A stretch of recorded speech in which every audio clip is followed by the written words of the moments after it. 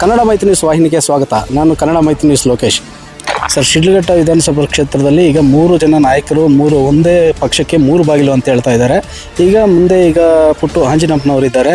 ಈಗ Shashidhar ಮುನಿಯಪ್ಪನವರು option A ಹೋಗಿದೆ, option B ಪುಟ್ಟು ಆಂಜನಪ್ಪನವ್ರಿಗೆ support ಮಾಡ್ತಾರೆ, ಅವರೇ ನಾಯಕರಾಗಬಹುದು ಅಂತ ಹೇಳ್ತಾ ಇದ್ದಾರೆ. ನಾನು ಇಂಥವ್ರನ್ನ ನಾವು ರೆಕಮೆಂಡ್ ಮಾಡಿದ್ವಾ ಅಂತ ನನಗೆ ತುಂಬ ನಾನು ಬೇಜಾರು ಮಾಡ್ಕೊಂಡಿದ್ದೀನಿ. ಈಗ ತಾತ್ಕಾಲಿಕವಾಗಿ ನನ್ನ ಒಂದು ಪರಿಸ್ಥಿತಿ ಹೇಗಿದೆ ಅಂದರೆ 28ಕ್ಕೆ ನೋಡೋಣ. ಚುನಾವಣೆಯ ನಂತರ ಯಾರು ಅಭ್ಯರ್ಥಿ ಅನ್ನೋದನ್ನು ಕುತೂಹಲಕ್ಕೆ ಇಳಿಸಿರುವ ಶಶಿಧರ್ ಮುನಿಯಪ್ಪ. ಶಿಡ್ಲಘಟ್ಟದಲ್ಲಿ ನಿಮ್ಮ ನಾಯಕತ್ವ ನೀವೇ ಕರೆದುಕೊಂಡು ಬಂದು ಇವರು ನಿಮ್ಮ ನಾಯಕರು.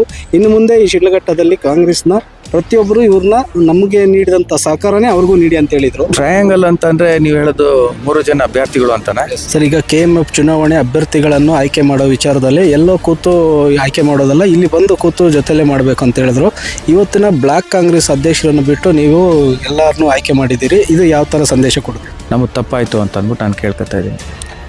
ಸರ್, ಈಗ ಟ್ರಯಾಂಗಲ್ ಆಗುವಂತಹ ಸಾಧ್ಯತೆ ಏನಾದರೂ ಮುಂದೆ ಈಗ ಗ್ಯಾರಂಟಿ ಏನು ಮೊನ್ನೆ ಕೊಟ್ಟಂಥ ಸ್ಥಾನಮಾನಗಳಲ್ಲಿ ಟ್ರಯಾಂಗಲ್ಲು ನಮಗೆ 3 ಶೇರಿಂಗ್ ಬೇಕು ಅಂತ ಹೇಳ್ತಾ ಇದ್ರು.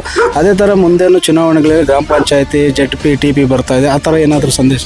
ಎಲ್ಲೋ ಕೂತ್ಕೊಂಡು ಅವ್ರು ಡಿಸೈಡ್ ಮಾಡ್ತಾರೆ. ನಾವು ಡಿಸೈಡ್ ಮಾಡಿದ್ರೆ ಇವತ್ತು ಮಾತಾಡುವಂಥ ನೆಸೆಸಿಟಿನೇ ಇರಲಿಲ್ಲ. ಸರ್, ಇನ್ನೊಂದು ಕಾಂಗ್ರೆಸ್ನ ಡೆಫಿಡೆಂಟ್ ಕ್ಯಾಂಡಿಡೇಟ್ ಅವ್ರ ಮಿಸಸ್ಗೆ ಯಾಕೆ ಕೊಡಬೇಕು ಬ್ಲಾಕ್ ಕಾಂಗ್ರೆಸ್ ಅಧ್ಯಕ್ಷರು ಅಂತೇಳಿ ಒಂದು ಚರ್ಚೆ ಗ್ರಾಸವಾಯಿತು. ಆ ಟೈಮಲ್ಲಿ ವಿ ಮುನಿಯಪ್ಪನವ್ರು ಶಾಸಕರಾಗಿದ್ದಾಗ ಅವ್ರ ಮಗನಿಗೆ ಹೆಂಗೆ ಬ್ಲಾಕ್ ಕಾಂಗ್ರೆಸ್ ಕೊಟ್ಟರು ಅಂತ ಹೇಳಿದ್ರು.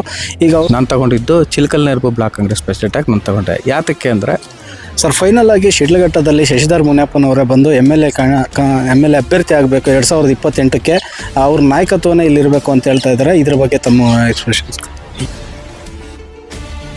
ಸರ್, ಈಗ ಚೀಮೂಲ್ ಎಲೆಕ್ಷನ್ ಬರ್ತಾ ಇದೆ. ಈ ಎಲೆಕ್ಷನ್ ಮುಂದೆ ಬರುವಂಥ ಗ್ರಾಮ ಪಂಚಾಯತಿ ಆಗಿರ್ಬೋದು, ಇದು ಬೂತ್ ಮಟ್ಟದಿಂದ ನಡೆಯುವಂಥದ್ದು. ಅವರ ಶಕ್ತಿ ತುಂಬೋದಕ್ಕೆ ನೀವು ಸಕ್ರಿಯವಾಗಿ ಇನ್ನು ಮುಂದೆ ಎಲೆಕ್ಷನ್ಗಳಲ್ಲಿ ನೀವು ಅವರೇ ನಮ್ಮ ಬಗ್ಗೆ ಕಮೆಂಟ್ ಮಾಡಿದ್ದಾರೆ. ಪ್ರತಿನಿತ್ಯನೂ ಶಶಿಧರ್ ಮುನಿಯಪ್ಪನವರು ಅಲ್ಲಿ ಕಾಲೇಜ್ ಬಳಿ ಹೋದಾಗ ದಾನ ಧರ್ಮ ಮಾಡ್ತಾರೆ. ದೇವಸ್ಥಾನಗಳಿಗೆ ಪ್ರತಿಯೊಬ್ಬರು ಮದುವೆ ಎಲ್ಲ ಕ್ಷೇತ್ರದ ಪ್ರತಿಯೊಬ್ಬರನ್ನು ನೋಡ್ತಾ ಇದ್ದಾರೆ. ಅದು ಕ್ಷೇತ್ರದಲ್ಲಿ ಬಂದು ಮಾಡಿದ್ರೆ ಚೆನ್ನಾಗಿರುತ್ತೆ ಅಂತ ಹೇಳ್ತಾರೆ. ಸರ್, ಇನ್ನು ಮುಂದೆ ನಿರೀಕ್ಷಿಸ್ಬೋದಾ?